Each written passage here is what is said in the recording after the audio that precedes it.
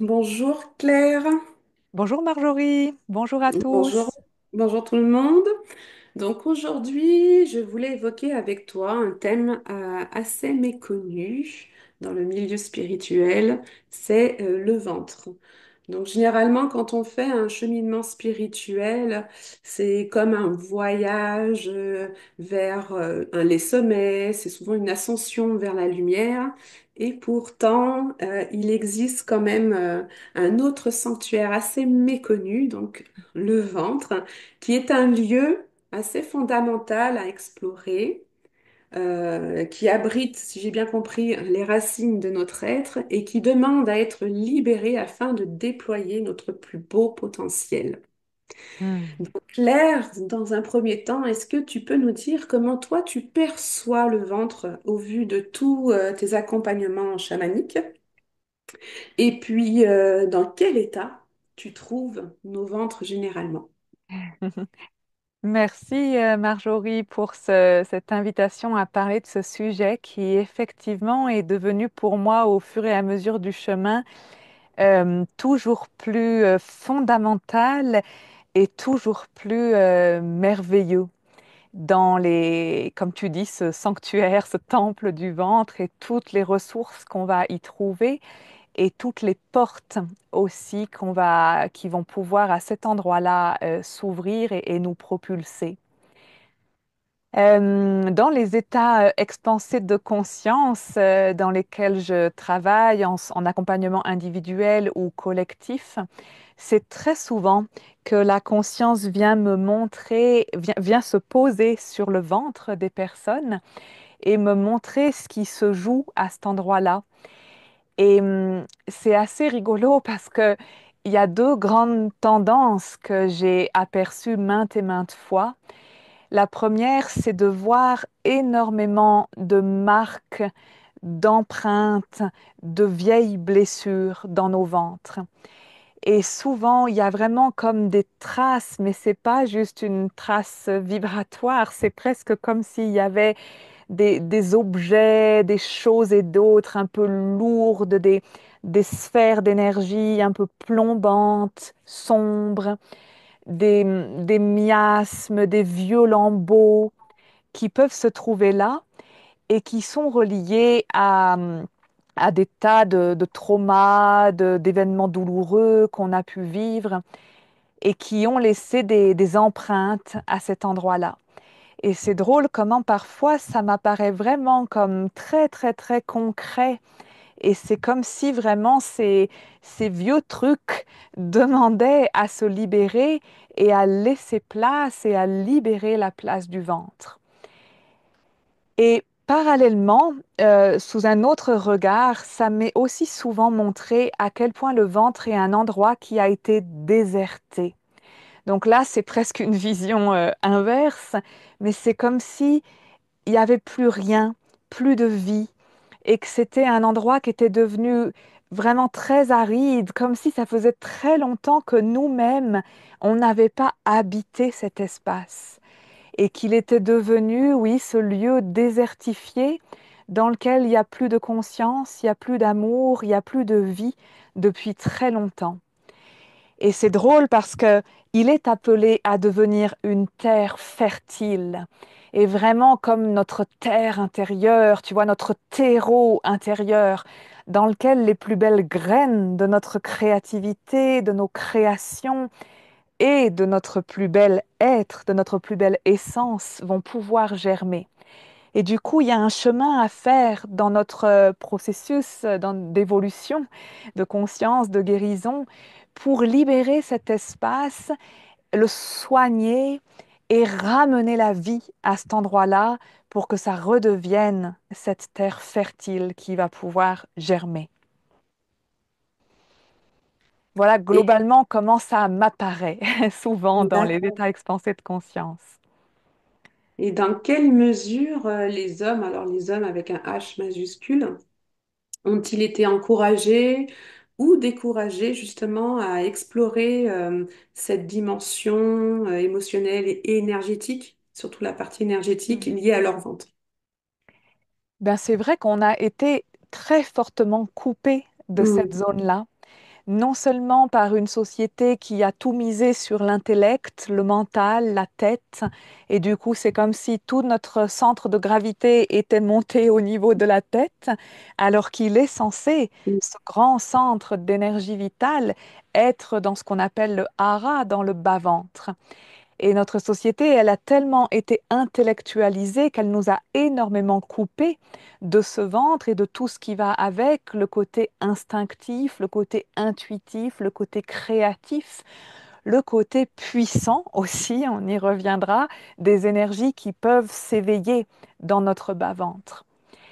Et pour moi, ça s'est vraiment montré comme assez évident qu'au fil de l'histoire, passant des sociétés matriarcales aux sociétés patriarcales, on a énormément été coupé de cette zone-là parce que c'était un lieu de puissance. Et que dans l'endoctrinement, l'asservissement dans lequel on est tombé, avec quand même une société très hiérarchisée et puis des prises de pouvoir, etc., l'humain, il s'est trouvé dépossédé de beaucoup, beaucoup de ses forces, de beaucoup, beaucoup de nos connexions. Alors, on en a perdu beaucoup dans ce qui nous reliait au ciel et aux sphères spirituelles et à la source divine.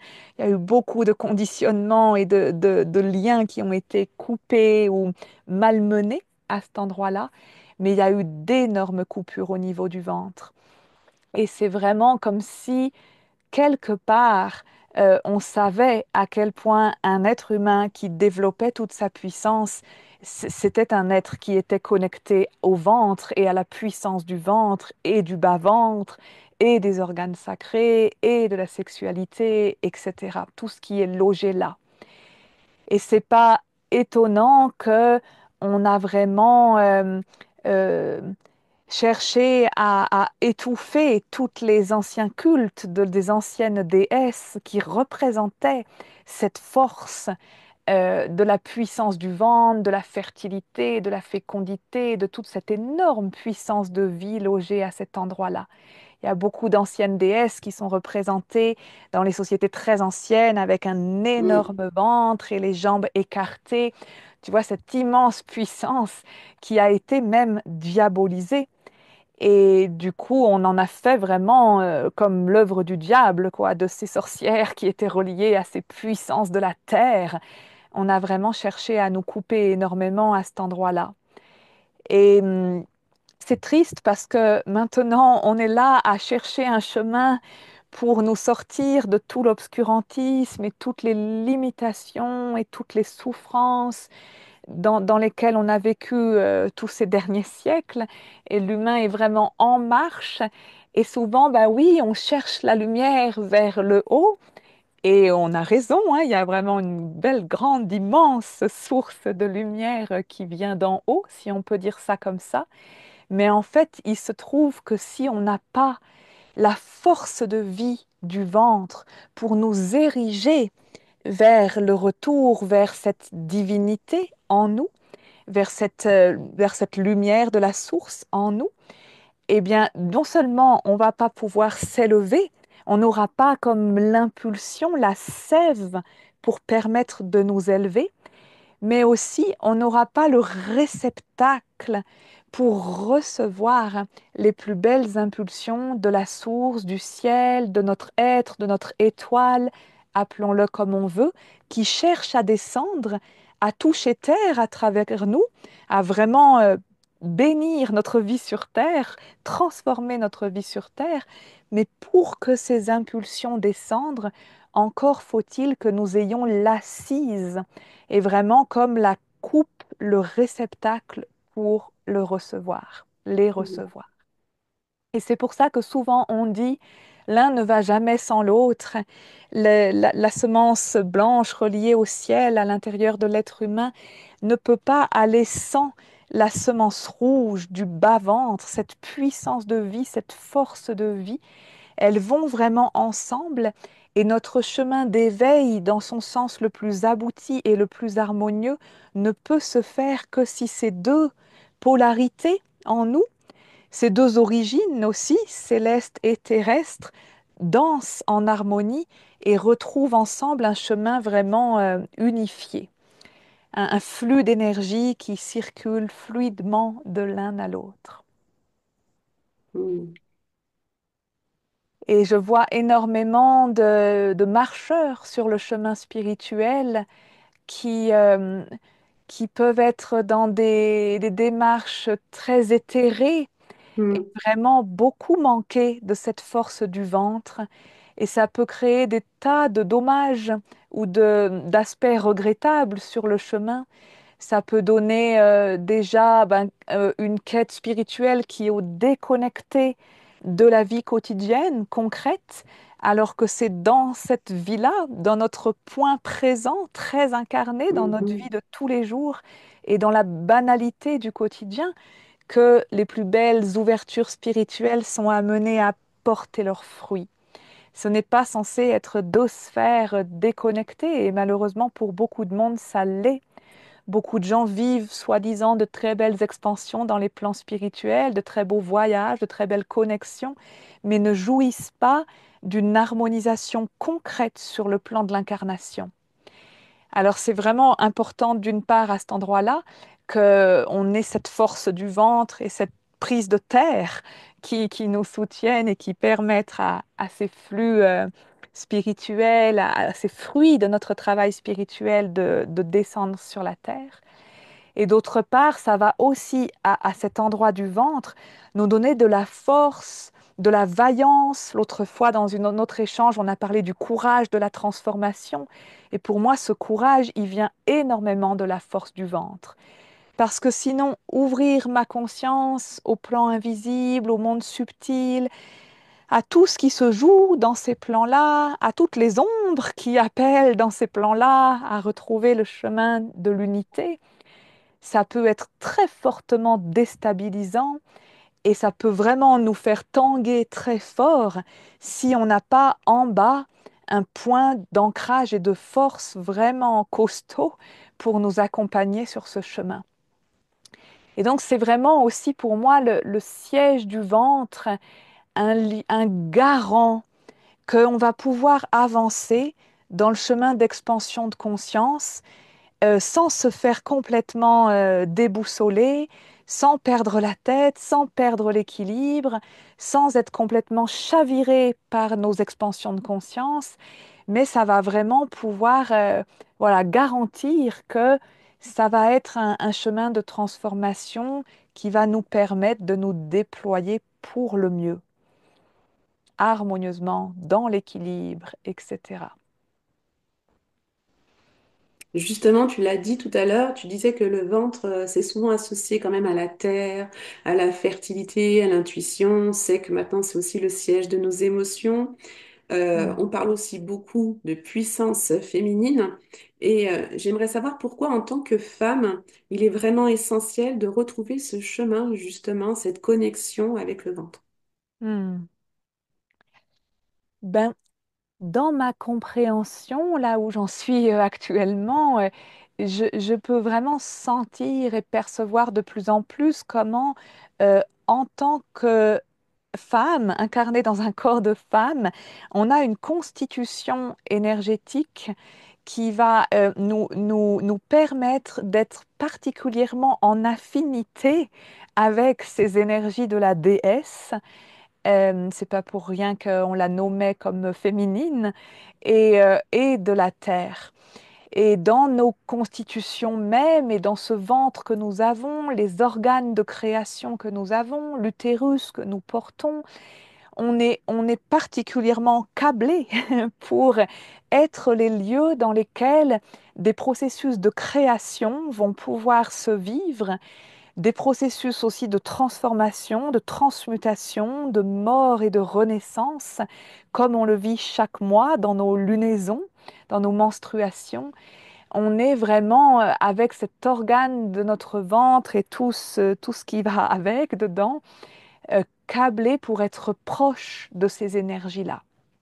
Et c'est vrai que ben voilà, je pense que l'ensemble de notre humanité a souffert de ces grandes coupures sociétale, voilà, d'éducation autour du fait qu'on n'a plus du tout, cet endroit-là n'a plus du tout été valorisé.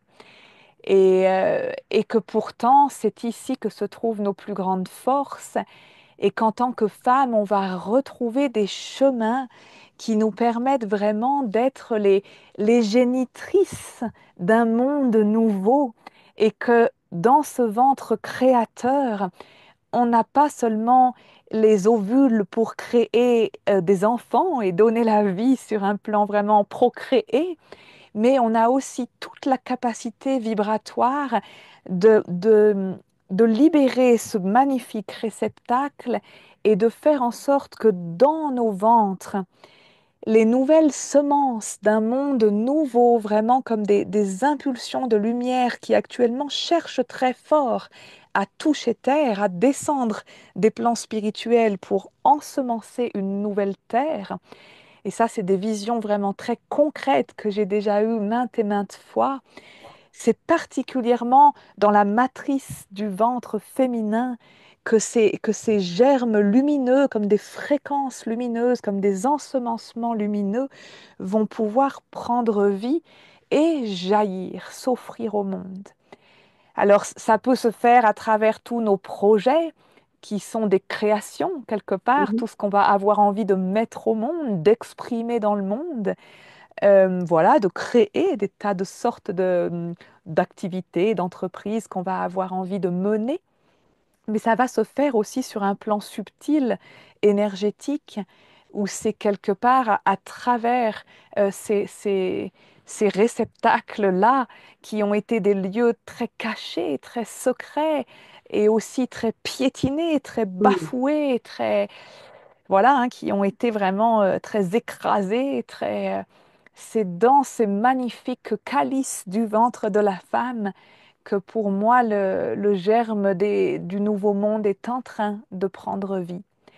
Et ça a été pour moi des expériences incroyables d'accompagner dans des voyages au tambour euh, la montée de l'énergie qui revient dans le bassin des femmes et qui, à travers les différentes femmes qui étaient présentes dans ces groupes, enclenchait cette magnifique spirale de vie, force de vie, qui soulevait la transformation pour l'ensemble du groupe. Et je pouvais voir dans ces cercles, on en avait déjà un peu parlé, à quel point en tant que femme, on est particulièrement doué pour cela et pour propulser cette spirale, ce grand serpent de vie dont on pourra reparler aussi, et qui va vraiment pousser, tu vois, les chapes de plomb qui nous ont tellement longtemps pesé, assombris, voilés, diminués par rapport à ce que nous sommes vraiment, qui ont étouffé la véritable beauté de l'être humain, qui ont étouffé notre terre. Il faut une sacrée force pour que ces chapes-là puissent se lever. Et je dis souvent, c'est pas avec nos petites ressources humaines du premier plan qu'on peut réussir à soutenir cette grande transformation. Il faut nous relier avec des forces plus grandes. Et cette force de la terre, cette force vitale de la déesse, ce serpent de la Kundalini va nous aider à faire, à voir s'éveiller en nous cette grande force qui monte vraiment comme une spirale et qui va pouvoir s'élever et nous aider à traverser ces différentes couches sombres, voiles sombres, et à nous réériger dans notre verticalité. Et c'est vraiment une sacrée force qui est aussi un grand feu qui transforme, un grand feu qui réchauffe, qui rassure, qui sécurise, qui... C'est vraiment, je pense, l'endroit où on peut retrouver la force de traverser la période actuelle que nous vivons avec tous ces défis immenses, toutes ces ombres immenses, tellement grandes. Là, j'en ai fort, on est peut-être fortement touché aussi avec ce qui se Mhm. passe aux États-Unis et ailleurs, Oui. de voir que malheureusement, il n'y a pas que des forces d'amour actuellement à l'œuvre sur Terre. Et comment cette grande transformation à laquelle nous sommes appelés, elle peut être aidée en réouvrant l'espace de nos ventres à cette grande puissance. Et c'est une puissance très ancienne, ancestrale, vraiment très, très, très, très, très profonde.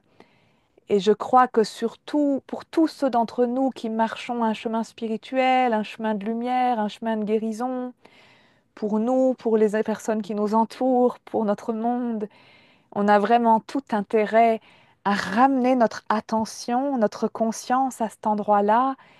Et puis doucement, c'est déjà rien que là d'en parler, tu vois, de mettre la conscience dessus. Moi, je sens mon ventre qui Ça chauffe. chauffe. Donc, c'est déjà de ramener notre conscience ici. Et ça va être un chemin progressif dans lequel on va être invité à visiter qu'est-ce qui a touché mon ventre, qu'est-ce qui l'a blessé, quelles sont les énergies pas très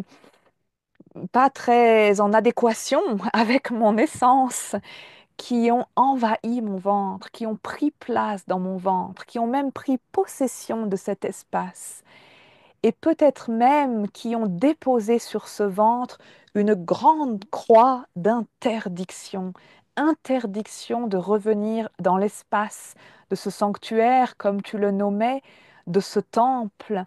Il a été fortement interdit. Et ça va aussi avec la force sexuelle qui a été aussi complètement bafouée, complètement détournée de sa véritable beauté, de sa véritable puissance. Et il y a vraiment un chemin de libération à faire, autant concrètement dans les énergies qui ont envahi nos ventres, que aussi au niveau des croyances et des conditionnements.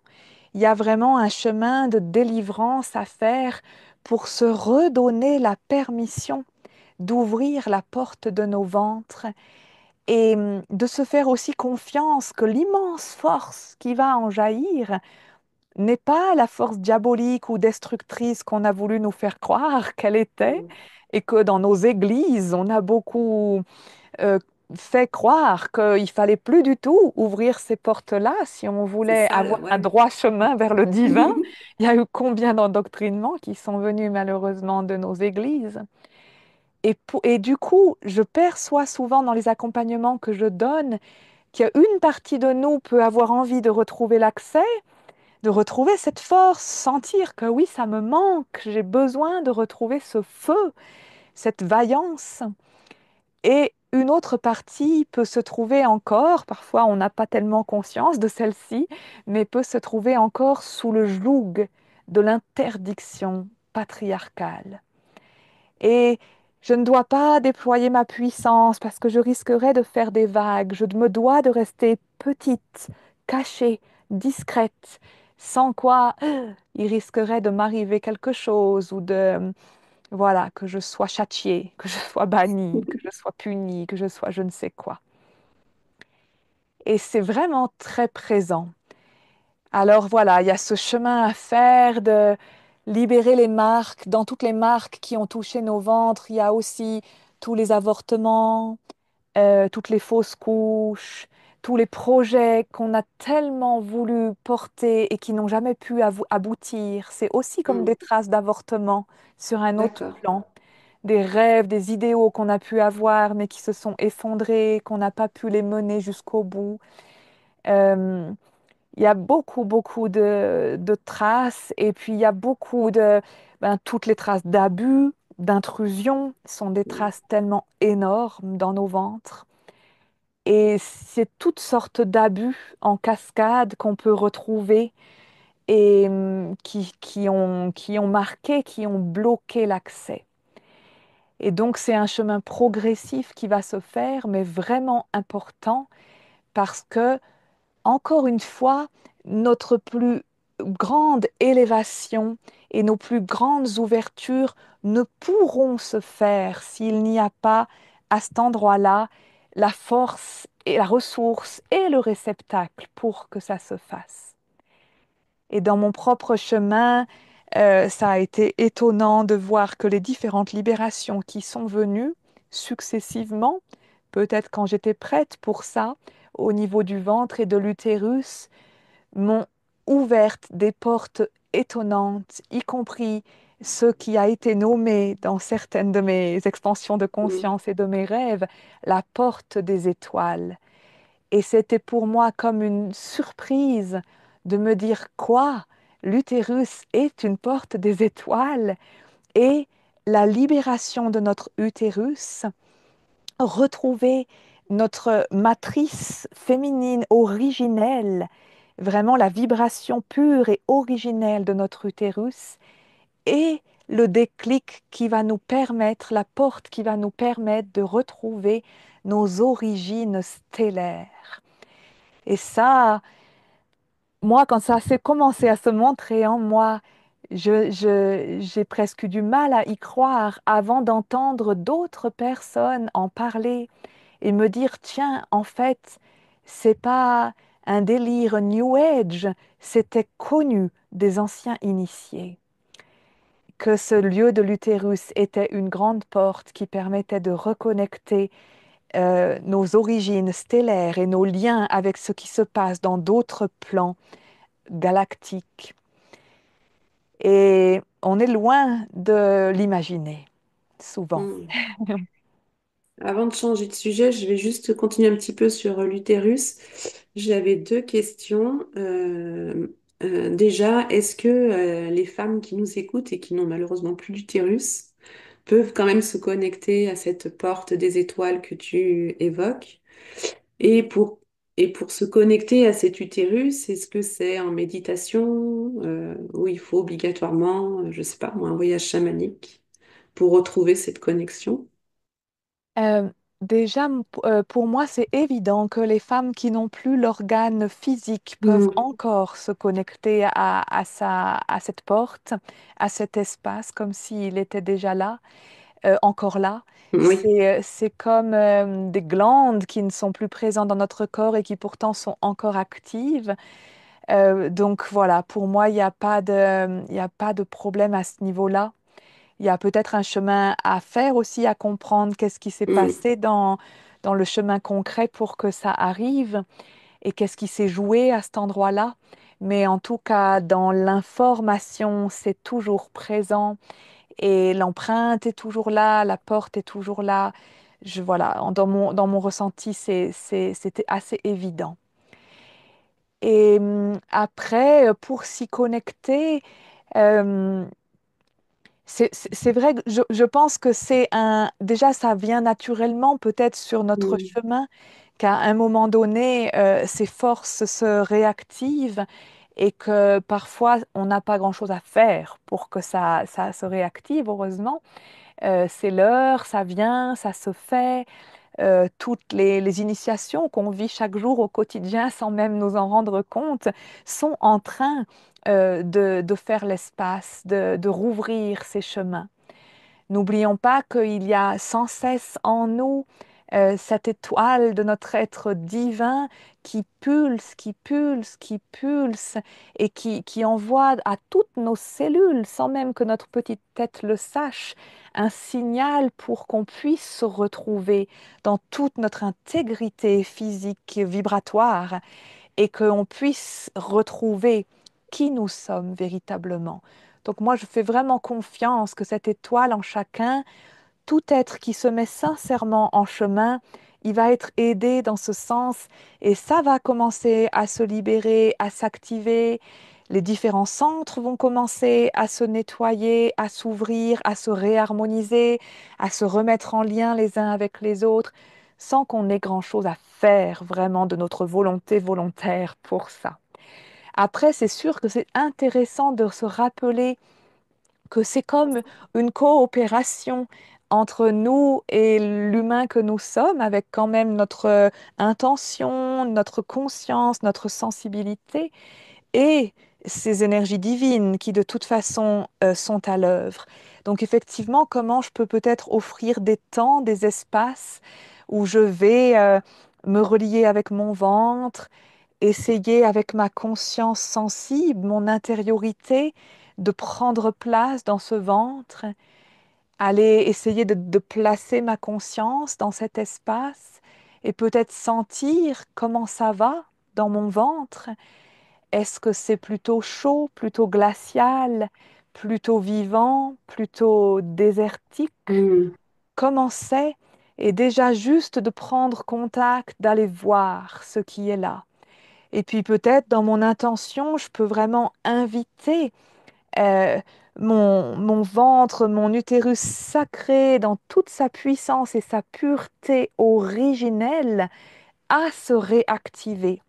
Tu sais, il y a toujours cette histoire que ce génome divin en nous, les magnifiques potentiels de chacun de nos centres, chacun de nos organes, ils sont là en nous, mais ils sont dormants dans un premier temps.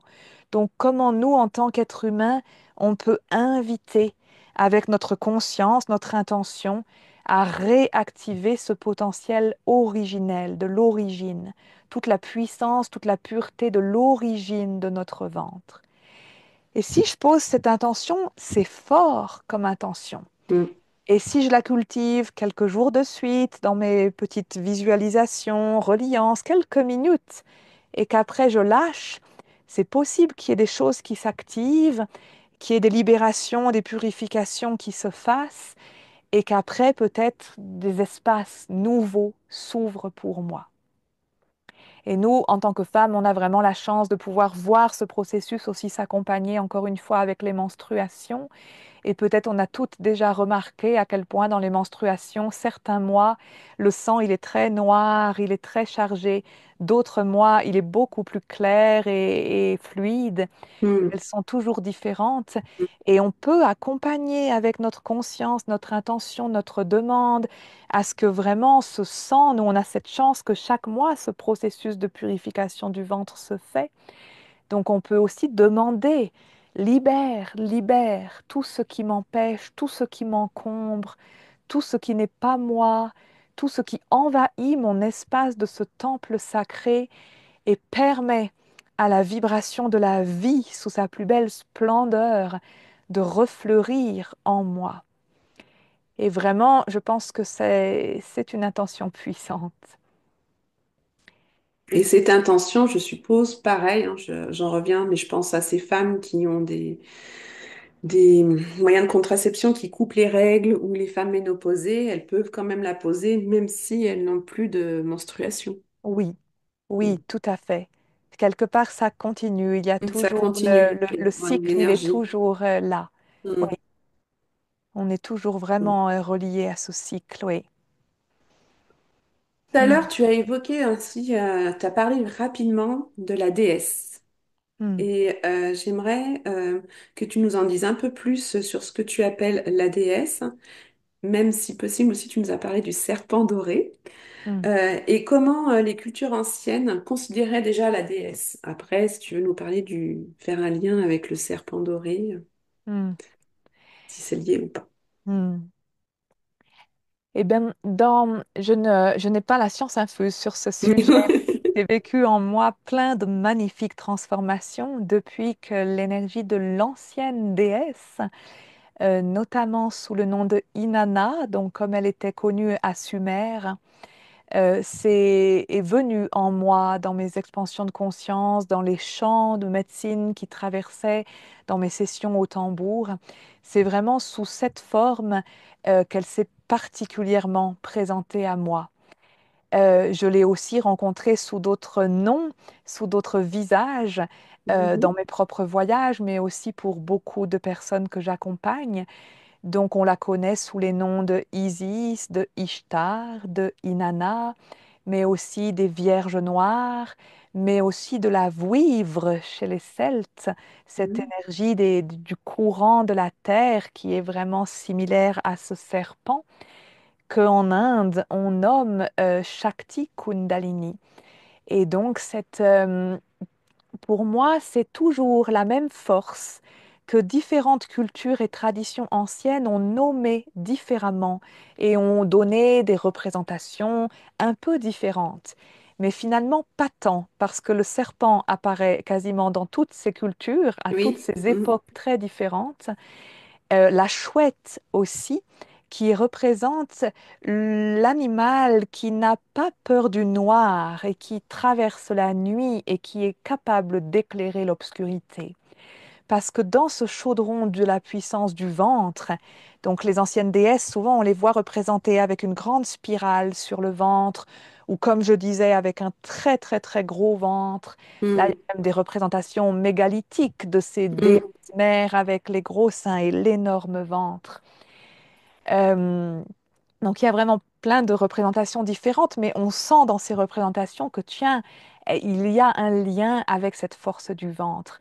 Cette déesse représente cette force vitale de nos profondeurs qu'on peut recontacter en osant descendre dans nos profondeurs. Et dans ces profondeurs, il y a aussi cette notion de profondeur sombre, parfois un peu noire, qui peuvent faire peur.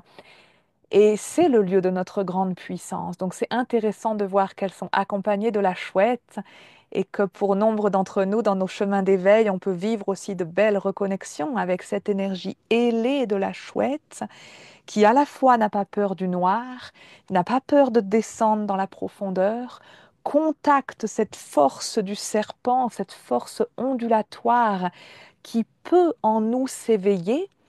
Et c'est intéressant de voir que pour les Indiens, la Kundalini, c'est à la base un serpent qui est endormi. Donc encore une fois, là, il y a cette notion de potentiel qui est là, mais qui est latent, qui n'est pas encore activé. Et comment nous-mêmes, êtres humains, sur notre chemin d'évolution, on va pouvoir aussi inviter ces forces, peut-être aussi euh, accompagner le mouvement, autant dans notre travail de guérison, de purification, de conscience, que aussi avec des pratiques corporelles qui peuvent inviter ce mouvement ondulatoire à s'éveiller et à s'élever, s'élever, s'élever. Donc il y a à la fois une notion de descente dans les profondeurs, mm, à la fois une notion de retrouver la force qui va nous permettre de nous réériger. Et ce serait même la force qui va permettre à notre âme de remonter, remonter, remonter jusqu'au mariage avec le noyau de l'être divin. Et c'est la force de la Kundalini qui va permettre ça. Donc, je précise tout de suite que c'est très, très, très important d'entrer en amitié très sensible et très délicate avec cette force et même d'être particulièrement vigilant avec des pratiques qui viseraient à vouloir l'activer le plus vite possible, le plus fort possible, parce que ça pourrait même créer d'immenses ravages dans notre structure énergétique si les différents centres ne sont pas prêts à accueillir la puissance de cette montée d'énergie. Donc voilà, qu'on fasse vraiment attention à vraiment, mon grand maître Shin disait, entrer en amitié avec elle de manière très délicate, très sensible, et l'inviter à reprendre vie en nous, à s'éveiller en nous avec grâce, dans la plus grande douceur et dans quelque chose qui soit bon pour nous et notre déploiement, et pas quelque chose qui puisse faire l'effet d'une bombe et vraiment pour certaines personnes créer de grands dommages. Donc voilà, pour moi, la force de l'ancienne déesse, c'est vraiment à cet endroit-là qu'elle se trouve, dans cette puissance de la terre, dans cette reconnexion entre nos ventres et la terre. Et pour moi, ça s'est montré dans le fait que le ventre pouvait s'ouvrir, s'ouvrir, s'ouvrir, s'ouvrir de plus en plus, jusqu'à presque englober la terre entière, fusionner avec la terre entière et vraiment nous ramener ici. Et c'est très intéressant qu'on soit appelé à ça. C'est comme élargis ton centre du bas pour mm. englober toute la terre avec toi. Et c'est dans un corps à corps et dans un cœur à cœur avec la terre que vous êtes invités à vous élever, que nous sommes invités à nous élever, nous et la terre ensemble. Et ça, pour moi, c'est plein de significations sur plein de différents plans. Mais encore une fois, c'est voilà, c'est à partir de cette puissance-là, de notre reconnexion avec la terre et que avec cette force de vie de la terre, de la déesse, que nous allons pouvoir nous réaliser. Et on dit aussi dans les anciennes cultures que la déesse, c'est elle qui réalise dans la matière les plus hautes aspirations, les plus hautes idées, idéaux du Père, du ciel, de l'esprit, du grand esprit, de Dieu, de Shiva, ou on peut encore une fois l'appeler sous différents noms. Ce que le grand Dieu, le grand esprit est capable de créer dans l'immédiateté, en idée, en esprit, et c'est déjà accompli dans l'immédiateté. La déesse, elle, c'est la force qui va accomplir ça dans une autre fréquence, dans le royaume du devenir, et qui progressivement, dans la matière, va réaliser les plus hautes aspirations de l'esprit. Et sur un plan individuel, on peut vraiment ramener ça, les plus hautes aspirations de notre être. Parfois, on peut peut-être sentir qu'on porte déjà en nous l'idée parfaite de ce que nous sommes appelés à devenir.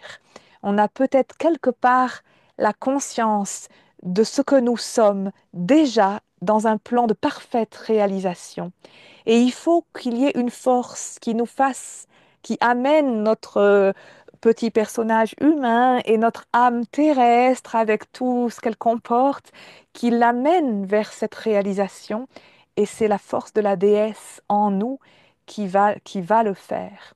Donc elle est responsable de tous les processus de transformation physique, biologique, et c'est elle qui accomplit le chemin vers notre plus bel accomplissement. Donc c'est vraiment elle était énormément honorée dans les anciennes traditions, dans toutes les anciennes traditions. C'était vraiment comme cette grande mère du monde qui aussi nous porte dans ses bras, dans son étreinte, dans son soutien, pour nous amener à oser nous réaliser. Parfois aussi, je la vois comme ça, tu vois, dans cette immense étreinte d'amour inconditionnel qui dit à son enfant humain, à son enfant humanité, quelque part aussi, viens, réabandonne-toi dans mes bras, dans ma force de vie, et, et je vais t'aider à retrouver le chemin. Et c'est une force dans laquelle on a un peu perdu confiance, on a perdu l'habitude de nous déposer dans les bras de la mère, de la grande terre, de la déesse. On a perdu l'habitude de nous ressourcer contre la terre, dans la nature. On a perdu l'habitude de sentir à quel point tous les petits canaux de la terre sont connectés avec nous et peuvent vraiment nous insuffler la force de vie pour aussi être maintenus dans une lumière vivante, dans une pureté, dans une fraîcheur, dans un dynamisme, dans un élan pour continuer le chemin. Et souvent, quand on est très assombri, très fatigué, très chargé par tous les soucis dans notre tête, toutes les perturbations électromagnétiques, tout le fatras dans le champ de l'inconscient collectif, Mm. tout ce qui peut nous peser là, aller nous reconnecter avec la terre, nous déposer dans la terre, c'est tellement, tellement bénéfique. Et moi, je sens aussi fortement qu'elle nous appelle à parfois à abandonner notre propre volonté dans ses bras. Et c'est comme si c'est une autre force qui va pouvoir nous soutenir. Et il y a souvent sur le chemin cette notion d'être capable de renoncer à nos propres forces avec lesquelles on se débat pour avancer, mais c'est dur et c'est pas suffisant pour faire face à l'immensité de ce que nous confrontons actuellement dans tous les plans sans même vraiment en être conscient. On a besoin d'un autre soutien, on a besoin d'une autre force. Et moi, immensément, la déesse, elle est venue me dire, tu peux euh, relâcher tous tes efforts. De toute façon, tu as tellement cherché avec ta petite tête à solutionner des choses que tu n'as jamais trouvé de solution, que maintenant, lâche et fais-moi confiance, je prends le relais. Et finalement, c'est une force en nous mais plus grande que nous, une force ancestrale à l'intérieur de nous qui va nous propulser sur des chemins de retrouvailles avec qui nous sommes, que nous avons oubliés. Mm. La déesse, elle est reliée au manteau de la terre-mère, de la nature, aux forêts, aux eaux, aux fleuves, à la force animale, à la force végétale, à la sève vraiment. Je la vois vraiment comme une sève. S'il n'y a pas cette sève et cette poussée de sève au printemps dans l'arbre, il n'aurait jamais la force de fleurir et de porter de nouveaux fruits. Et dans notre propre arbre intérieur, arbre de vie, c'est pareil. On a besoin de cette sève. Et on la voit souvent comme une sève rouge, rouge velours, rubis, un très très beau rouge. Et on peut comme ça s'aider dans la visualisation de cette couleur rouge, d'un très grand lotus rouge sur lequel on peut être assis et qui peut vraiment comme ça apporter ce bon, chaleureux courant de force depuis le bas vers le haut. Hmm. D'ailleurs, je crois que le chakra racine, il est rouge, non? Oui, oui, Mm. Muladhara, il est rouge, oui. Hmm. Mm. Je voudrais maintenant faire un petit, parce que je me dis si les hommes qui nous écoutent, ils vont être, ils peuvent se sentir exclus. Et je me dis que quand même, quel est le lien entre le ventre justement, pardon, comment je pourrais la reformuler? En quoi la relation, voilà, des hommes avec leur ventre diffère-t-elle de celle des femmes et en quoi elle lui ressemble en fait? Hmm. Je ne sais pas si je saurais vraiment répondre à cette question. En tout cas, c'est certain que les hommes aussi, bien sûr, en Oui. eux ont les deux semences, les deux polarités, la semence rouge de la déesse, de la terre, la semence blanche de l'esprit, du Père, du ciel. Bien sûr, voilà, tout être humain, on est né avec cette double semence. Et eux aussi, ils ont tout à fait le potentiel de réveiller Mm. en eux cette force de Kundalini, ce lien avec la déesse, etc. L'essentiel pour moi, c'est que, parce que c'est vrai que quand on parle du ventre, on parle beaucoup de la déesse, on parle beaucoup de l'utérus, de la puissance féminine, et d'être bien conscient que enfin, moi, je veux parler en termes d'homme, avec le H majuscule, que tout le monde, c'est vrai qu'on a une certaine facilité de par nos organes, nous, en tant que femmes, mais les hommes, eux aussi, ont toute leur place et l'intérêt aussi à retravailler cette énergie du ventre. Oui, oui, tout à fait. Et en plus de ça, euh, à équilibrer parce que au Mm. fond, le chemin vraiment de notre accomplissement, là, on met le zoom sur le thème du ventre aujourd'hui, mais le chemin de notre accomplissement ne pourra vraiment se faire que quand nos trois centres, celui du ventre, celui du cœur et celui de l'esprit, seront parfaitement harmonisés. C'est vraiment dans cet équilibrage et harmonisation des trois centres ensemble que l'accomplissement de notre être peut se faire. Et du coup, il y a aussi tout ce chemin qui pour moi est très intéressant et très important, qui est comment, si dans mon bas-ventre, j'ai beaucoup de force vitale, comme ça peut être le cas de certains hommes qui ont une grande Mhm. force au niveau du hara, qui peuvent avoir une grande force au niveau de la libido, de la sexualité, tout ça, dans quel sens cette force, elle est orientée?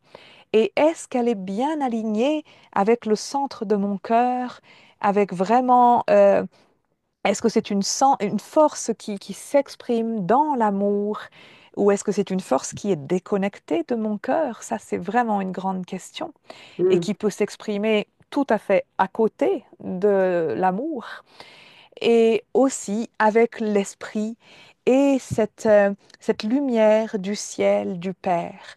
Et pour moi, ce chemin, il est d'équilibrage. C'est vraiment lui aussi qu'on doit garder en ligne de mire parce que j'ai aussi parfois eu l'impression de voir dans certaines pratiques qui existent, qui sont très reliées avec le bas-ventre, avec réveiller notre bas-ventre, réveiller notre sexualité, Oui. etc., que parfois, et qui parlent, qui invoquent même nos mémoires de prêtresse, où on était vraiment proche de la Kundalini, de la déesse, etc.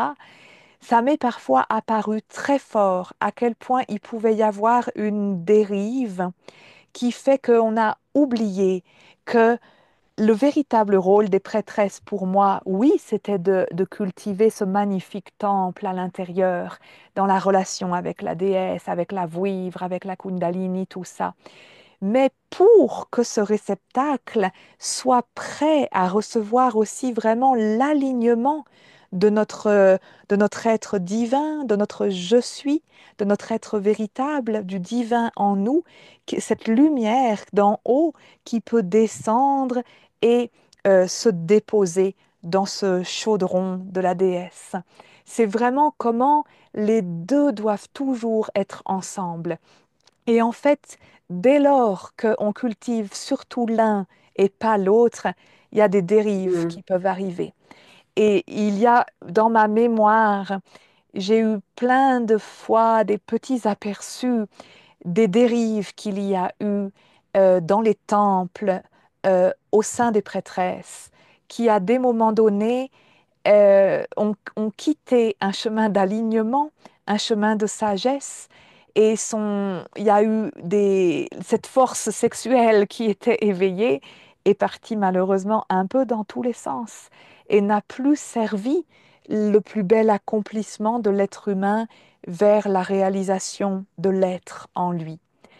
Donc pour moi, hommes et femmes, on est vraiment invités Mm. à équilibrer ces trois centres et à faire en sorte qu'ils vibrent ensemble à l'unisson et que le magnifique développement, déploiement de notre force vitale dans le bas-ventre se fasse dans l'amour du cœur et dans la sagesse vraiment guidée, alignée par le pilier de lumière en nous.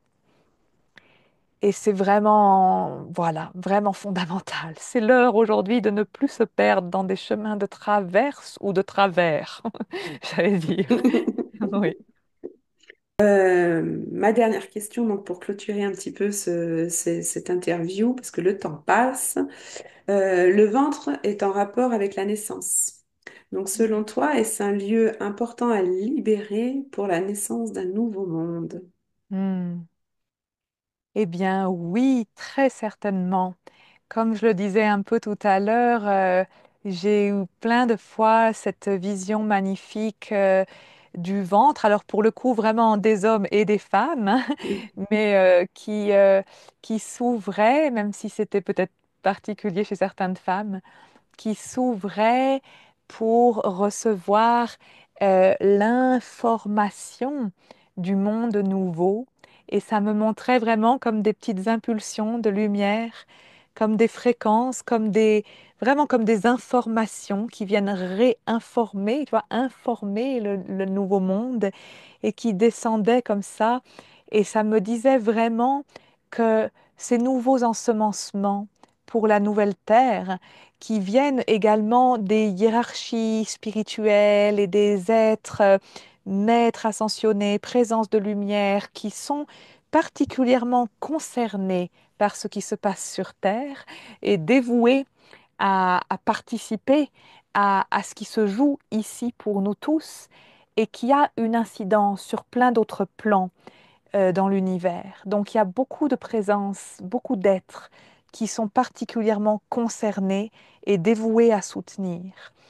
Et je voyais ces impulsions de lumière comme des nouvelles fréquences d'unité, de paix libre, d'harmonie, qui voulaient descendre sur Terre, qui cherchaient à descendre sur Terre. Et ça me disait vraiment que cela ne pourrait se faire qu'à travers le petit réceptacle de l'être humain que nous sommes, les petits canaux, piliers que chacun de nous sommes, c'est à travers ce pilier-là que ces ensemencements peuvent descendre. Donc ça remontre à quel point notre rôle est petit mais fondamental. Et ces ensemencements descendaient, descendaient, descendaient et vraiment venaient toucher les ventres. Et c'est comme si à cet endroit-là, le germe divin en nous pouvait donc éclore et commencer à fleurir. Et là, je voyais que ça fleurissait autour de nous, fleurissait, fleurissait, fleurissait comme la fleur de vie qui est derrière moi, ça se montrait comme une fleur de vie qui s'activait et qui se mettait à rayonner de plus en plus grand, de plus en plus grand et presque à l'infini, autour du ventre humain. Et waouh, pour moi, c'était déjà une découverte magistrale de me dire la fleur de vie est en nous. On parle parfois de la graine de vie quand le dessin de la fleur de vie n'est pas complètement complet. Et cette graine de vie, elle est en nous. Et pour moi, elle descend aussi de l'étoile de notre être. Et on dit que cette étoile de l'être, elle peut visiter les différents centres et les réinformer avec vraiment notre vibration essentielle, avec vraiment, voilà, cette vibration source divine. Et quand elle touche le ventre, pour moi, c'est là que cette graine de vie devient fleur et que l'être humain devient l'émanateur de cette forme géométrique sacrée qui est une onde de très grande et de parfaite harmonie. Et waouh, quelle merveille de découvrir que ça se passait en chacun de nous et dans nos ventres et qu'actuellement, c'est vraiment l'heure pour de plus en plus nombreux d'entre nous de pouvoir sentir que ça se fait en nous. Et oui, donc il y a quelque chose aussi qui me vient sur cette idée-là, qui m'est aussi venue à travers ces expansions de conscience, c'est que combien de fois j'ai pu être tellement émue de voir dans les ventres que une fois tu vois, toutes les terribles séparations qui ont eu lieu entre féminin et masculin, dont on a déjà parlé aussi, et bien finalement, il y a des traces assez terribles dans les ventres, notamment des femmes, Et des des hommes abus et aussi. des intrusions sexuelles qui ont pu Mm. être commis de la part d'un homme. Et du coup, il y a des traces où c'est comme si l'organe masculin avait laissé une trace sombre. Et ce qui m'est venu dans ces visions, quand on nettoie, quand on clarifie, quand on guérit ces espaces, c'est qu'à un moment donné, ce ventre qui redevient la belle terre fertile et vivante dont je parlais, à un moment donné, de nouveau, il peut accueillir l'image du sexe masculin, en tout cas du pilier masculin, du principe masculin dans toute sa véritable beauté, noblesse et lumière. Et plusieurs fois dans les corps des femmes que j'accompagnais, ça a été sublime de voir s'opérer cette transformation où elles étaient enfin libérées des empreintes, des abus qui avaient eu lieu, et tout à coup leur ventre pouvait donc se rouvrir, parce que ça c'est déjà aussi une étape, que le ventre puisse Mm. accepter de se rouvrir pour être de nouveau ensemencé par quelque chose. Malheureusement, ça a tellement été souvent dans la violence et l'horreur que les ventres se sont beaucoup refermés. Comment ils peuvent maintenant se rouvrir et de nouveau être l'espace de cette union magnifique entre le principe masculin et le principe féminin, et entre, comme je disais, le principe du père et le principe de la mère, qui de nouveau se rencontrent et, et donnent chacun leur plus belle essence à l'intérieur de ce ventre où ça va pouvoir se marier et éclore et donner vie, exactement comme dans le principe d'une naissance physique.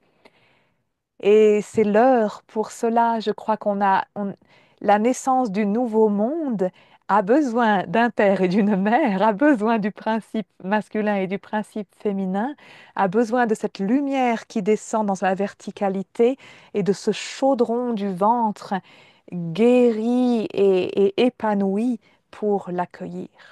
Et c'est comme ça que notre nouvelle terre, elle est en train d'arriver. Et c'est donc à travers ce processus alchimique en chacun de nous que ça se fait. Hmm. Ben, merci Claire pour ce beau partage et cet Merci espoir beaucoup. que malgré tout ce que nous sommes en train de traverser, qui peut faire un peu peur, ben, ce nouveau monde quand même arrive. Hmm. Tout à fait. Il faut vraiment garder l'espoir parce que Mm. c'est pas rien. qu'il y ait autant d'éveil d'un côté et autant d'ombres grandissantes Oui. de l'autre.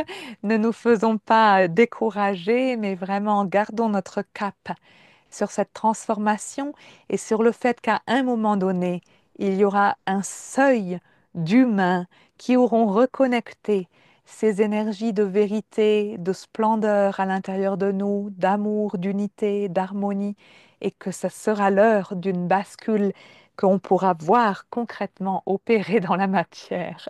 Pour le moment, elle est en train de jaillir de nos ventres et gardons le cap sur le fait que la naissance va arriver. Hmm. Si clair pour ce beau partage. Et avant de clôturer, peut-être que tu peux nous dire quelques mots sur ce séminaire que tu animes prochainement au mois d'avril, je crois, 2025. Oui, fin mars Fin exactement. mars.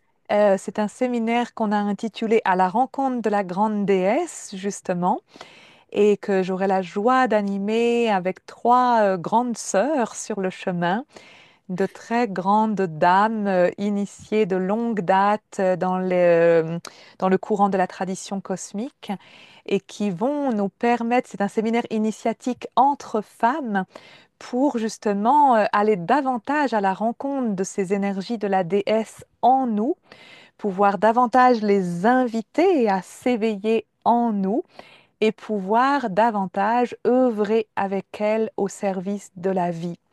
Elle est vraiment la grande mère de tous les êtres, de toutes les créations. Et voilà, comme on l'a dit, ben, en tant que femme, on peut vraiment entrer en affinité avec elle et à la fois pour notre propre chemin de déploiement, d'élévation, de retrouvailles avec notre essence et à la fois aussi pour ce qu'on peut contribuer dans le monde, pour le respect de la vie, des belles énergies originelles de vie. Donc, bienvenue à toutes les femmes. C'est un événement assez exceptionnel. Je ne sais pas s'il y en aura deux. Il aura lieu près de Saint-Antoine-l'Abbaye fin mars 2025 et il y a toutes les informations sur mon site internet. Bon, bah super, on a hâte. Merci beaucoup. Merci à toi. À bientôt. À bientôt. Merci à tous.